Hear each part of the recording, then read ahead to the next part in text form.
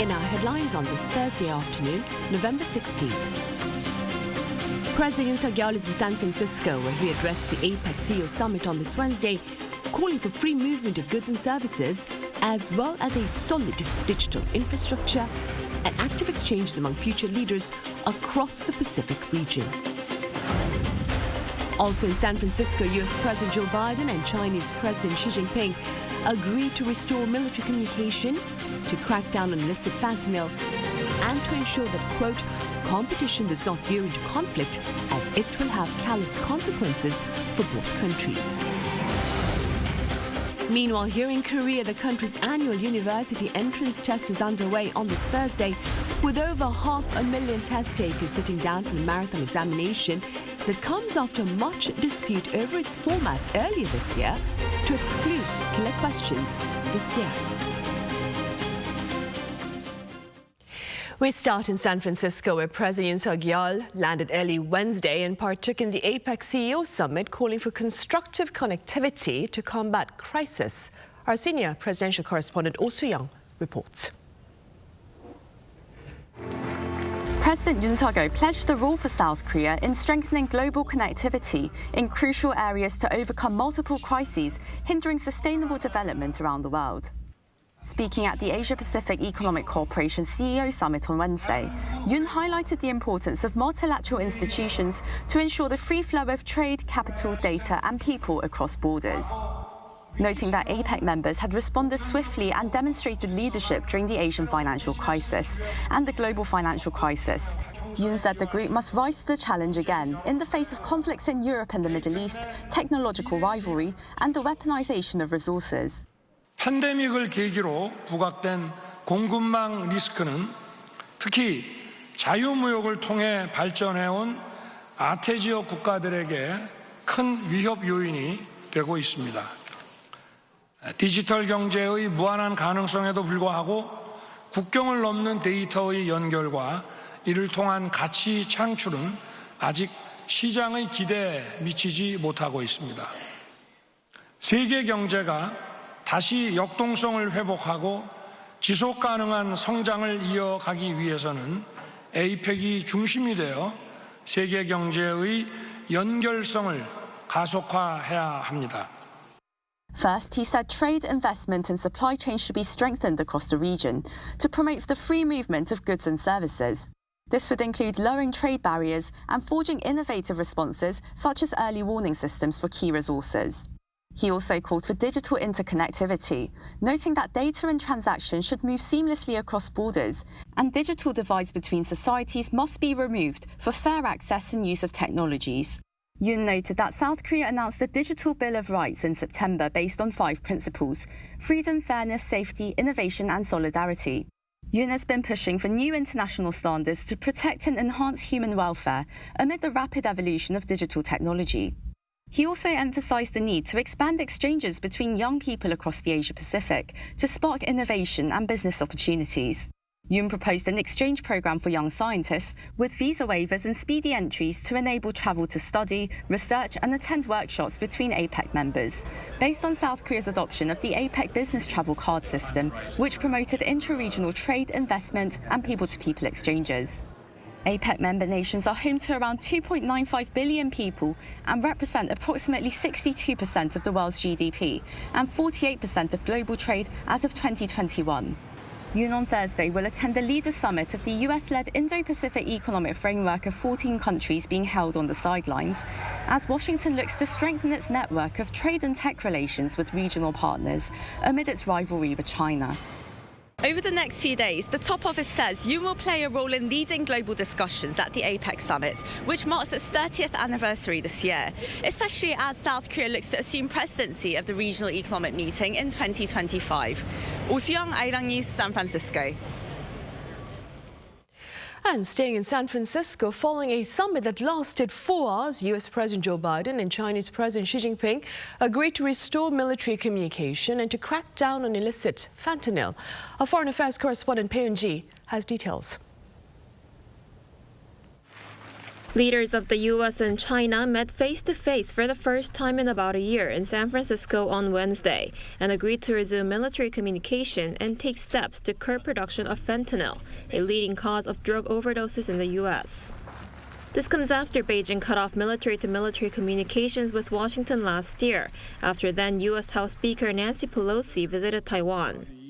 Relations between the two countries escalated further in February when the U.S. shot down a suspected Chinese spy balloon that flew over its territory.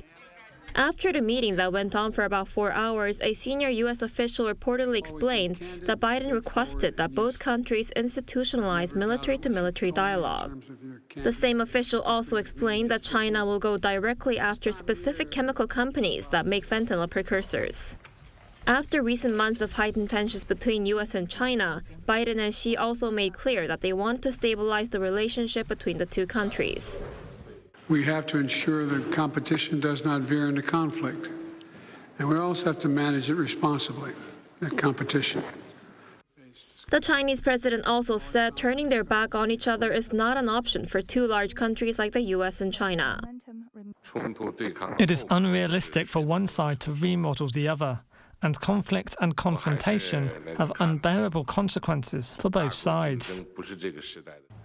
As for the issue of Taiwan, Xi reportedly told Biden that China has no plans for military action against Taiwan in the coming years, but did lay out conditions where the use of force could be used. In response, Biden asked China to respect Taiwan's electoral process. 배은지, Arirang News. Meanwhile, the United Nations has reaffirmed its concerns over human rights violations in North Korea. Our Moon Hye-ryan reports. The United Nations has passed a resolution on human rights in North Korea for the 19th year in a row. On Wednesday, local time, the Third Committee of the UN General Assembly convened in Washington to pass the resolution by consensus. This means that all member states have agreed to adopt the draft resolution without taking a vote, including South Korea, which co-sponsored the latest resolution. This year, European Union countries led the resolution, which highlighted very serious concerns.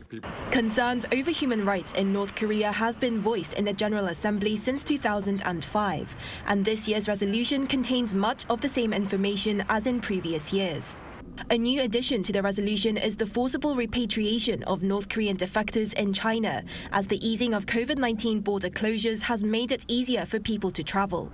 According to the UN, this highlights the need for compliance with the Convention Against Torture and other cruel, inhuman or degrading treatment or punishment, as refugees could be punished once back in North Korea. Another reason for this is because some countries, namely China, define North Korean defectors as illegal immigrants rather than refugees.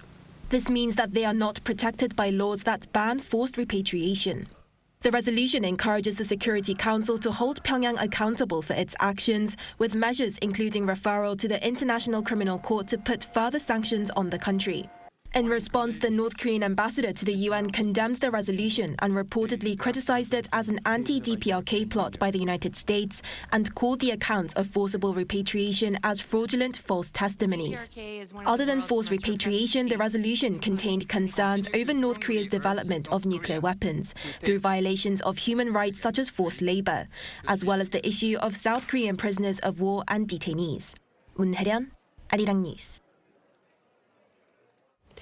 Also on the international front, Israeli soldiers stormed into Gaza's largest medical facility on Wednesday amid pressure to prove that Hamas was indeed using the hospital as a command center and the people there as human shields for its militants. Our Lee Seung-jae has the latest. Amid international outcry over Israeli military operations in the area close to Al-Shifa Hospital, the Israeli military on Wednesday said it had found the Hamas command center, as well as weapons and combat gear belonging to the Palestinian militant group at Gaza's largest hospital. Hamas strongly denied the allegation, calling it lies and cheap propaganda. However, the Israeli Defense Forces released a video showing some of the items recovered at the hospital, including automatic weapons, grenades, ammunition, and flak jackets. The announcement comes as Israel has repeatedly claimed that the hospital sits above the Hamas headquarters, a remark the U.S. has also supported, citing its own intelligence. The White House, however, denied giving Israel the green light to carry out a raid on the Al-Shifa Hospital, stressing Israel operated on its own accord. According to National Security Council spokesperson John Kirby on Wednesday, the U.S. did not okay the military operations around the hospital, as the Israeli military acted in accordance with their own establishment procedures. The comments come after Hamas said the storming of the Al-Shifa Hospital represents an American green light for the Israeli occupation. Meanwhile, Qatari officials announced Wednesday that they are currently working on a deal between Hamas and Israel that includes the release of around 50 civilian hostages from Gaza in exchange for a 3-day ceasefire. The deal, which is currently being coordinated with the U.S., could potentially see Israel release some Palestinian women and children from Israeli jails, while increasing the number of humanitarian aid allowed into Gaza. If realized, it would mark the largest release of hostages since the armed conflict began on October 7th. 이승재, Arirang News.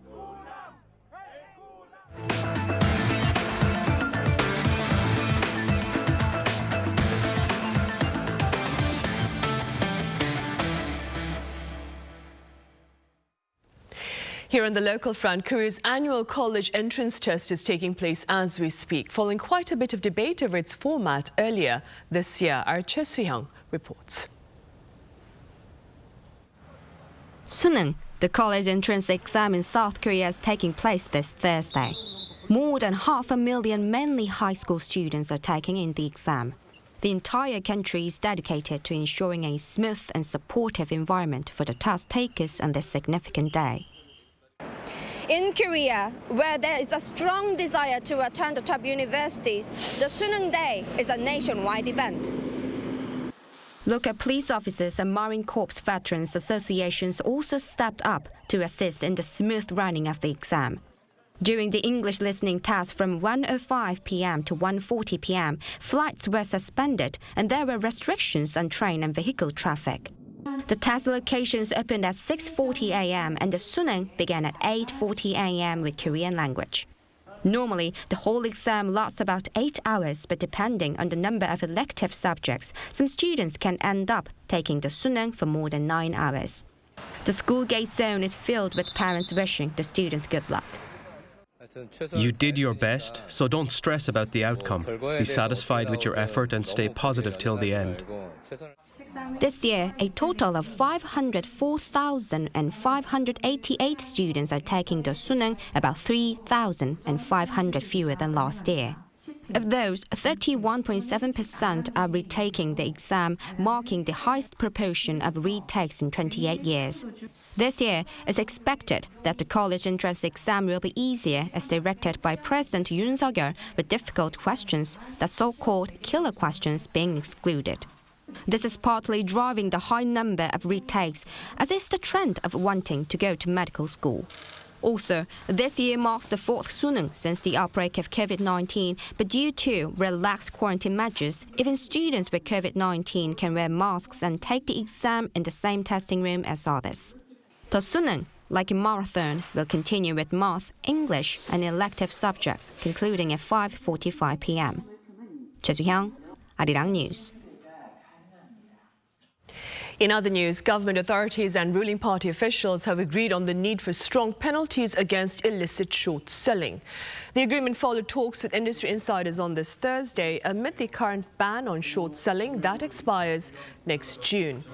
People Power Party Chief Policymaker Yoon also highlighted the importance of protecting independent investors and of implementing intense inspections and of imposing tough penalties. Financial institutions will also be required to boost internal transparency.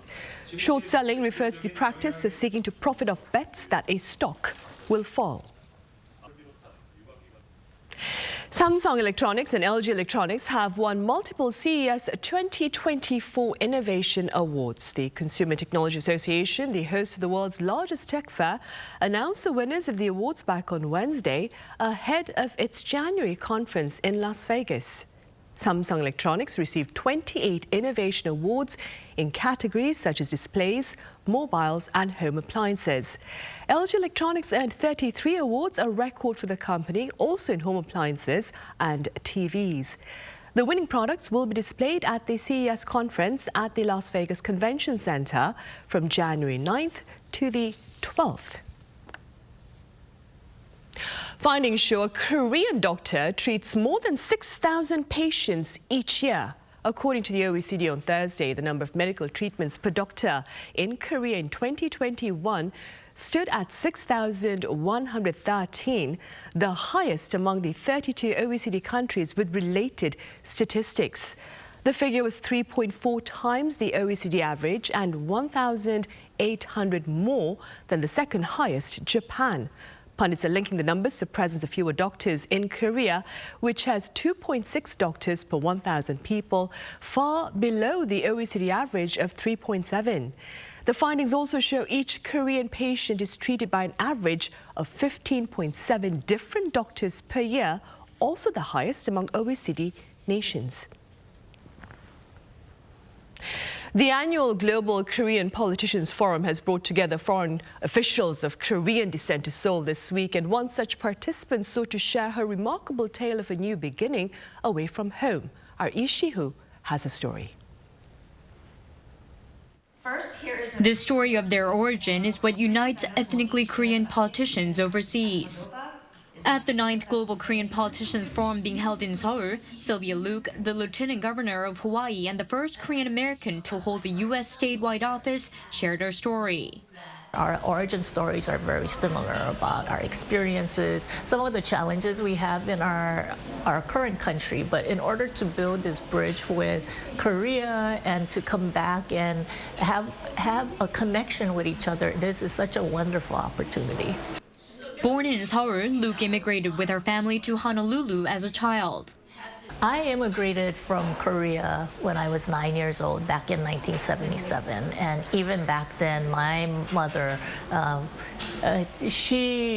in her struggle to raise a family and to care for her family, she always took time out in her own schedule to care for people at the church or to care for other individuals who are sick at the church. And so growing up, we always felt that there were always people who were less fortunate than us and who needed help. The immigrant background is what drives these politicians. If you look at even our immigration story, 120 years ago, Koreans from Incheon left Korea to work in sugarcane fields in Hawaii, and that was 120 years ago. And those individuals who worked so hard, they sent part of their earnings back to Korea to help create a university, and that's the Inhwa University, which stands for Incheon and Hawaii. That tells you how Koreans and a lot of Korean families really value education and want to help the next generation succeed. Lieutenant Governor Luke carried out the initial response when wildfires broke out in Hawaii in August while the governor was out of town. During the response and the impact afterwards, South Korea showed great support. Korean government was the first country to respond to the Maui fires. In fact, the Consul General called Mr. Park Jin-hye, the MOFA Minister of Foreign Affairs, and said, U.S. is always there when Korea needs help.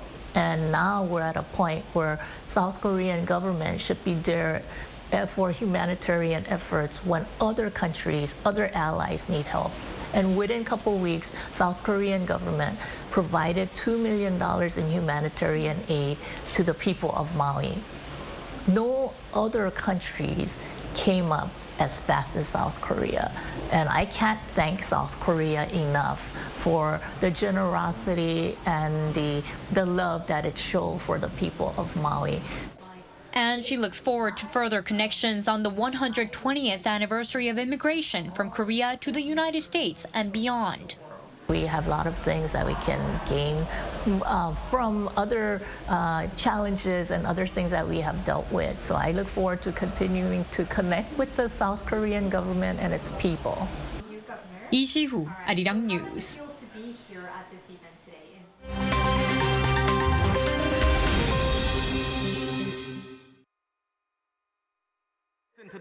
Let's take a look at what's going on in the world now. The UK Supreme Court on Wednesday ruled that government plans to send asylum seekers to Rwanda are unlawful, dealing a serious blow to Prime Minister Rishi Sunak's promise to stop illegal immigrants arriving in the UK in small boats. The court upheld a previous ruling that the policy may expose the refugees to breaches of human rights. Originally proposed by ex-Prime Minister Boris Johnson in April 2022, the controversial plan was to fly asylum seekers to Rwanda, from where they could seek asylum or be returned to their home country. They would also be banned from returning to the UK. While the plan has already cost the government a minimum of almost $175 million, no asylum seekers have been sent to Rwanda due to intervention from the European Court of Human Rights, which prevented the first flight scheduled for June 2022 from taking off. Rishi Sunak, however, is keen on pursuing the policy, announcing that a new treaty is in works with Rwanda that will prevent asylum seekers sent to Rwanda from being involuntarily sent back to their home country. In India, at least 39 people have died in Indian-controlled Kashmir after a bus crashed into a gorge. The bus fell off from a Himalayan highway into a gorge in northern India's Jammu district on Wednesday. The crash also left 17 people injured. According to a local administrator, the 42-seater bus was heading from Kishtwar town to southern Jammu city when it slid off the steep sloped highway, crashing down about 200 meters. The exact cause of crash is unknown, but a local police officer said that the bus was overcrowded and speeding, carrying more than 50 people. In China, Huawei and China Mobile have launched the world's fastest internet. They announced on Monday that the new internet network would have a speed of about 1.2 terabits per second, equivalent to transferring 150 movies per second. This collaboration project between Tsinghua University, China Mobile, Huawei Technologies, and Cernet Corporation saw the development of optic fiber cables extending around 3,000 kilometers from Beijing to Guangzhou and is launching about 2 years faster than what experts have forecasted.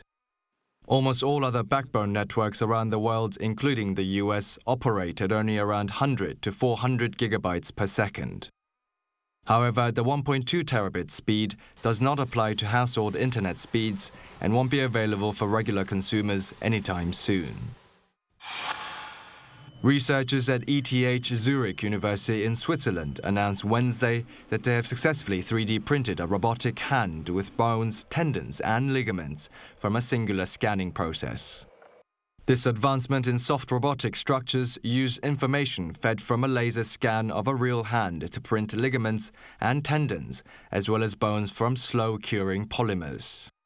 In cooperation with US-based MIT spin-off startup Gov't, which developed the new printing technology, researchers developed the robotic applications, optimizing technology for combining soft, elastic, and rigid materials.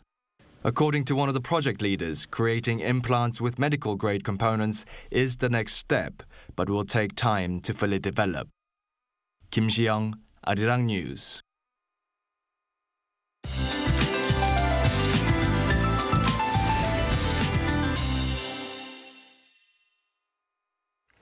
Good afternoon. It's Suneung Day in Korea. The weather wouldn't have been much of a problem on the way to the test site this morning. But the rain that started in the west, which will gradually spread nationwide, will bring a big chill to the country. 5 to 30 millimeters of showers are in the forecast nationwide through tonight.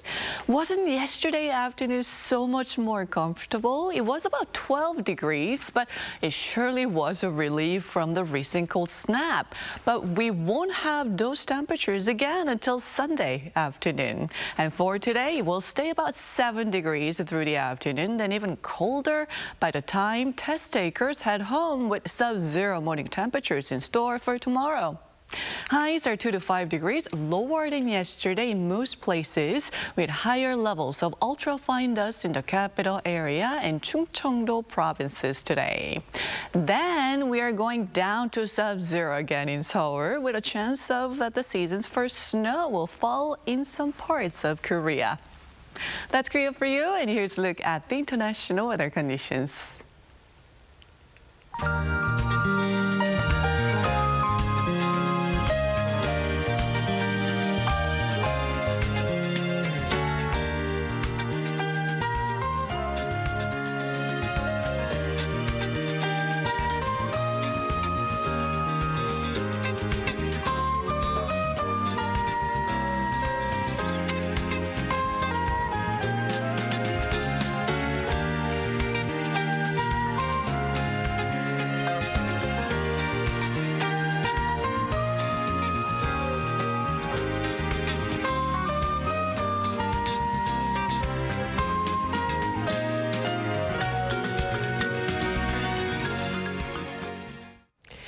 Well, that brings us to the end of Thursday's afternoon newscast. Coming up right after this break is our panel session on the APEC gathering and more with our foreign journalists. Do stay with us.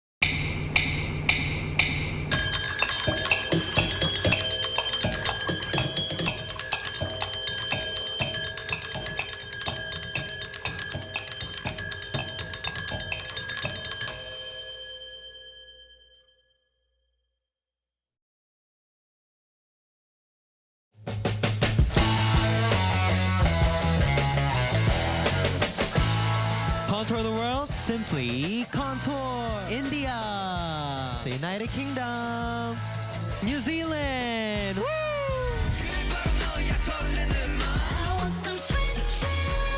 I'm excited. You excited? Of course. Yeah.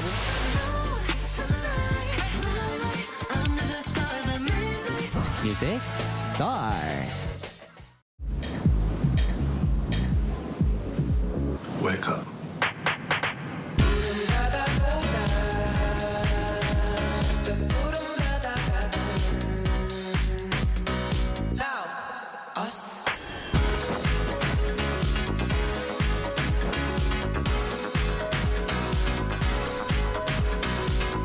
엄청난 에너지를 춤으로 뿜어내는 나라. 감당할 수 있겠니? Children's laughter, hope, dream. K-animation belongs in them. Interesting and valuable story that transcends between everyday life and dream. Surprising spectacle where imagination becomes real.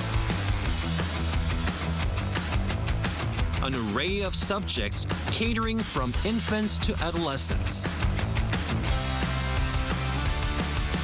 For our story to reach all corners of the world.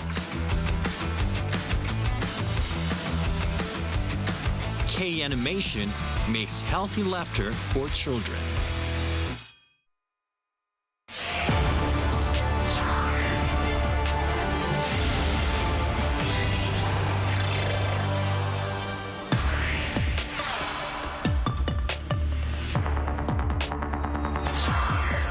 Creating a resilient and sustainable future for all is the ambitious theme of this year's Asia-Pacific Economic Cooperation Gathering, currently underway in San Francisco, as leaders meet for multilateral as well as bilateral exchanges amid a host of security concerns worldwide. So what are the implications of the US-China summit on global trade and stability? How is President Yoon Suk-yeol linking North Korea's hostile weapons intentions to regional economic interests? And are the prospects of a miscalculated move by North Korea destabilizing the Korean peninsula high? Welcome to Issues and Insiders. Today we have our panel of foreign journalists to touch upon this year's APEC gathering in San Francisco, where much spotlight appears directed on the bilateral summits among leaders rather than the broader multilateral meeting. For more, I have Jack Barton here in the studio. Jack, as always, welcome. Great to be back. I also have Nicholas Smith with us. Nicholas, welcome back. Thanks for having me. Jack, let's start off there with the highly anticipated meeting between US President Joe Biden and Chinese President Xi Jinping on Wednesday, of course. Now, there was much talk about a potential restoration of military communication lines prior to the actual summit. What's the latest on that front, and what do you believe the significance of having these lines restored? Well, it seems the lines are going to be restored, and that agreement has been made, and it's very important that that agreement is made, and perhaps no surprise that it has been, given this is a very different meeting between Chinese and American leaders than we saw around 5 years ago between Trump and Xi at Mar-a-Lago, when China was still, for all its problems, very much on the ascendant. And you know, now we see people talking about not so much when will China surpass America, but when will the economy implode, with spiraling youth unemployment and the real estate sector on the rocks, and, you know, personal debt so high. So this was a summit where China, not coming cap in hand, that's for sure, but needed to re-solidify its links with the United States, and of course it was going to offer some things. Having said that, this is a win-win, to steal their parlance, for both countries, given that, you know, the possibility of something very dangerous happening in the South China Sea or near Taiwan is very real, and for there not to be military-to-military contacts between the United States and China is an extremely dangerous situation for both countries. So I think for both, you know, this is good that they were restored. They were, of course, abandoned in 2022, I think it was, after Nancy Pelosi visited Taiwan. It's good that they're back on, and also it seems they've agreed to have personal contacts. So Xi and Biden will be able to contact each other directly in the event of something. And of course, this is on top of a lot of other agreements that we've seen come out of here. And I think for China also, the big win is probably just kind of, in its eyes, the respect it's being given. You know, the fact that it's being given a sort of a formal and friendly greeting by the Biden administration and treated as perhaps the second most powerful country in the world. And for China, on top of all the tangible agreements that have been made, this is also a very important takeaway. Right, and staying with that summit, Nicola, what else was addressed by these two leaders that perhaps you believe may be of great interest to the broader international community, including South Korea, of course? Yeah, I think you really need to keep looking at the bigger picture here, because the overarching aim of this meeting was to reset relations between the US and China, and that is also in everybody's interest, that these two global superpowers are talking to each other. You have two of the world's most powerful men who haven't had a conversation this year until this week in San Francisco. Relations were in the deep freeze after China stopped talking to America when it shot down the alleged Chinese spy balloon in February. And this is a time of great global uncertainty. You've got two hot conflicts in Ukraine and the Middle East. And so it's definitely in everybody's interest that America and China are at least they have at least opened the lines of communication, and they have dialed down the tensions between themselves. They don't agree on very much at all, but they at least have agreed that they can talk. And that is already progress that everyone can welcome. The last thing the world needs is a third geopolitical crisis, whether it be on the Korean Peninsula or, as Jack mentioned, in the South China Sea, or over the Taiwan Strait. You see at the moment, every week you're having confrontations between the Chinese Coast Guard and Philippine vessels over disputed territories in the South China Sea. And it has been a concern for a long while now that if something were to go wrong, if even an accident, that in the absence of that direct hotline between the US and China and other parties, that it could rapidly escalate. So what we've seen this week in San Francisco is at least an agreement to talk to each other again, which in itself is a major outcome. We did also see some agreement on counter-narcotics operations, which again is in global interest. Hopefully that will cut global crime linked to narcotics smuggling. And there was also some discussion of artificial intelligence and how to control that better, especially in the military context. Right, and staying with Washington-Beijing ties, Jack, US authorities have pledged that they are seeking not to de-risk, de-risk that is, and not decouple from China. Do you suppose their actions thus far have well reflected their words? Well, I think de-risk and decouple mean the same thing. It's just Biden trying to soften the language ahead of the summit to set a nicer tone for China, again, to show a little bit of respect. But really, it means the same thing when they're talking about tariffs or blacklisting certain companies they feel are a security threat, or denying China or attempting to deny China access to high-end semiconductor or the components that might create high-end semiconductors, or even little minor details like banning Chinese drones for personal use on US military installations. Whatever you look at, the US would view this as de-risking and decoupling, and probably everybody would as well. How successful has whatever of these terms been? There has been a little bit of decoupling, but these two economies are so deeply integrated, it's impossible to completely decouple them. They would fare very badly if they ever attempted to truly do it. But having said that, yeah, it's going on, and in a way there's some momentum. Initially, companies were very, very reluctant to decouple, pushed by Washington.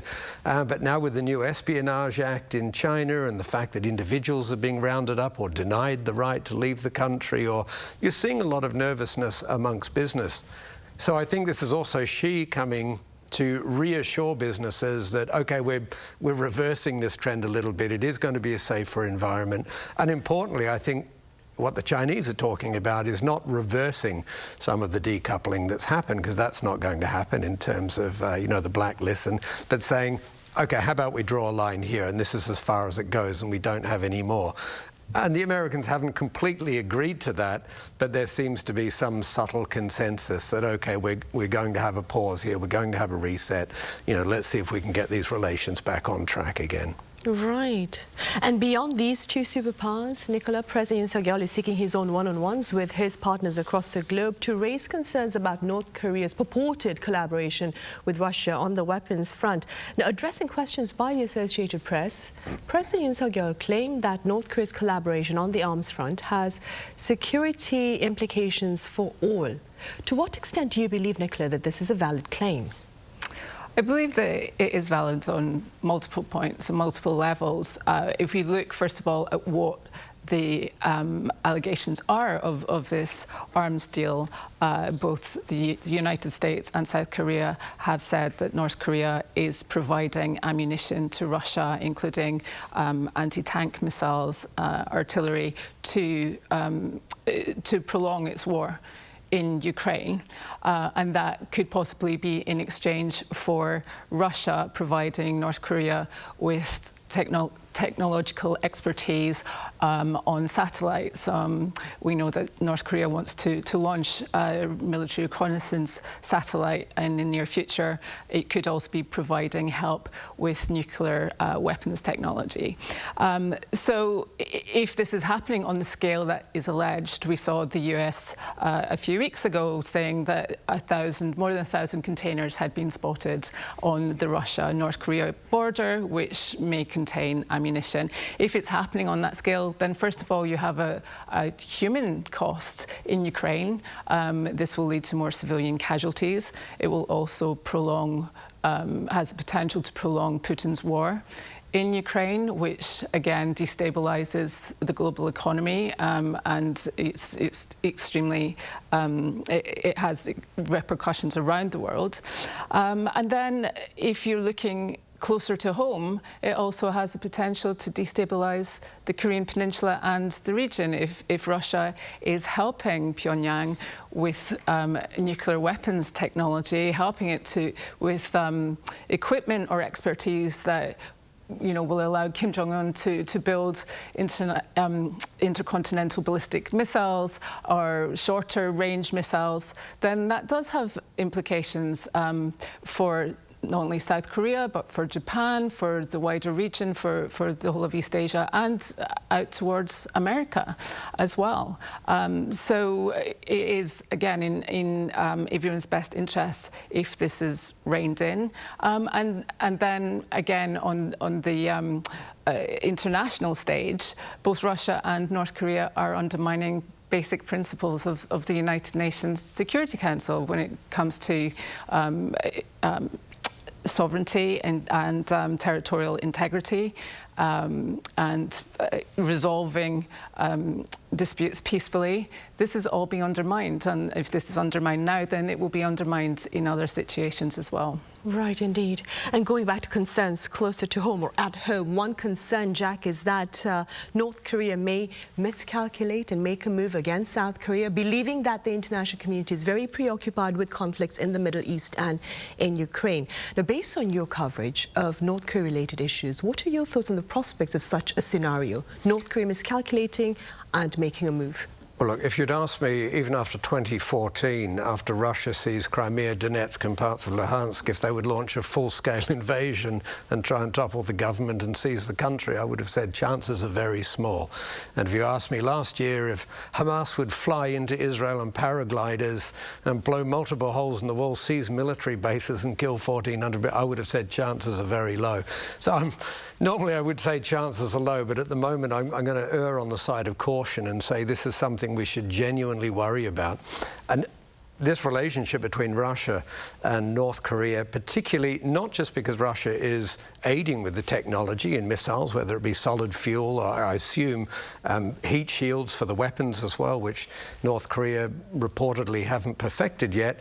But also we know Russia's playbook, particularly in Soviet times, and Putin is a product of the Soviet times, is to stir up trouble elsewhere to divert attention away from its aims. And so a conflict in East Asia would be absolutely to Russia's benefit. To see US forces diverted to East Asia would be the most positive outcome that the Russian leadership could see from all of this. So no doubt behind the scenes, somehow Russia was probably coaxing North Korea into something. And And of course, if anything ever happened in Taiwan, we have 28,500 troops here, and if the US became involved with that, it would be hard to see how South Korea wouldn't be embroiled in that conflict and how North Korea wouldn't see a golden opportunity that couldn't be missed. So in all this instability, I think it's another reason why it's great to see America and China stabilizing their relationship, because I'm sure China is looking on nervously at this close relationship between Russia and North Korea as well. And so it's good to see that relationship stabilizing a little bit, because it brings a little bit of stability back into that situation as well. But yeah, I think we should be worried, unfortunately. Right, and speaking about China's concern, we're looking with concern the relationship between North Korea and Russia. There are hopes that President Yoon will sit down with his Chinese counterpart Xi Jinping on the sidelines of the APEC summit. Now, should these two leaders sit down, Nicola, what issues, apart from North Korea, of course, do you see topping their talks? Well, this would be their first meeting since Bali last year, last November, and a lot has happened in that year. We've seen South Korea and Japan become much closer and also form a much closer link, a trilateral link with the United States. So I would imagine that that would be something that President Xi would want to talk about, and he would be seeking assurances from President Yoon that this would not undermine South Korea's relationship with Beijing. So that would certainly top the agenda for both leaders, I believe.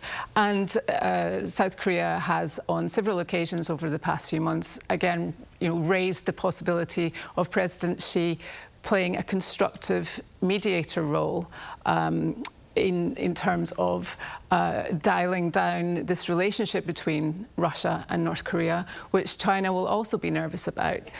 China and Russia have shown, they have also had warming relations in the past year, but there's still an element of distrust between China and Russia and North Korea. It's more of a relationship of convenience.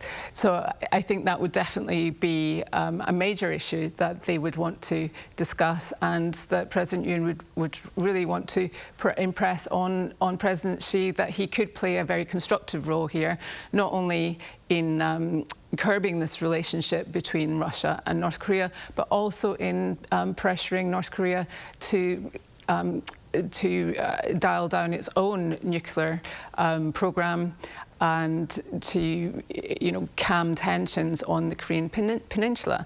And then, of course, you would have discussions about economics, the economic relationship, trade relationship, closer cooperation, and how this can be balanced alongside US pressure on China and US export controls on semiconductor chips, and also looking at resilience of supply chains. South Korea and China already have a very strong economic relationship, so that would certainly be a major point of discussion for them. Right, and staying with the economy and technology, Jack, President Yoon is also scheduled to sit down for a roundtable with his Japanese counterpart, Fumio Kishida, I believe at Stanford University. What are your thoughts on efforts by these two leaders to further bolster their ties? I don't think South Korea and Japan, not in the short term or even medium term, are going to get over the legacy issues from the colonial period or the Second World War. Those issues will continue to fester on. Whether you believe, Japan said it's compensated enough, it's apologized enough, was the apology deep enough, but still you have the issues of textbooks, you have the Yasukuni shrine visits, these issues go on and on and on. I think what Yoon in particular is really trying to do is just reset the relationship back to how it was between, say, 1965, when the Japanese government paid a lot of compensation, up until it really fell apart under the previous administration. And that is to have legacy issues on one track and security and economic issues on another track. And perhaps under Yoon we're seeing even a greater emphasis on stronger security ties. Perhaps we're seeing, more than we've ever seen in the past. Well, for certain we're seeing that. But that's really what's going on here. And I know Koreans are a bit divided on this issue. Personally, I think it's a good thing. South Korea and Japan have a lot to offer each other in terms of security cooperation and economic cooperation. They are stronger for it, for deeper cooperation.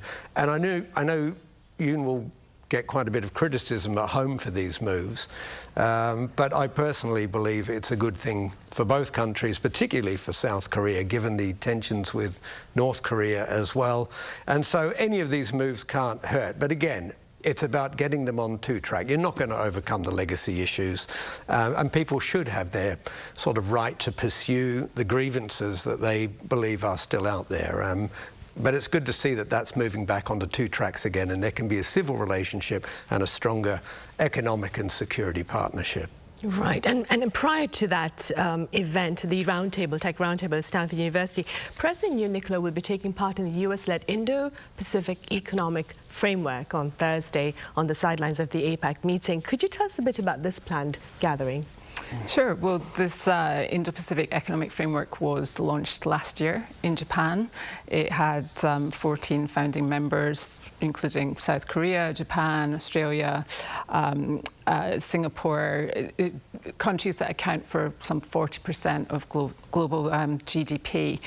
And it was widely perceived to have been founded to counter China's rising economic clout in the region by bringing together like-minded nations to establish common rules, standards on 4 different groupings.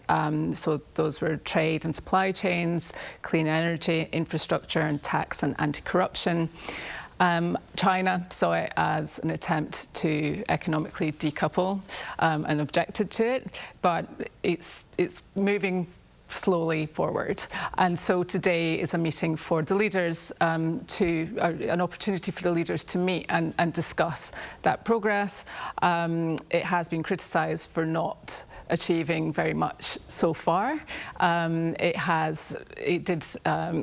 Negotiators did come to some kind of agreement on working together on supply chains, but this week they were unable to reach further agreement on rules for trade, to simplify trade between these nations. So that's something that we may well hear about later today. We don't know what the leaders will discuss yet or what outcomes there may be, but I would say that there are limited expectations. We're not likely to see major policy initiatives emerge from this meeting today. But nevertheless, they're talking about issues of common interest.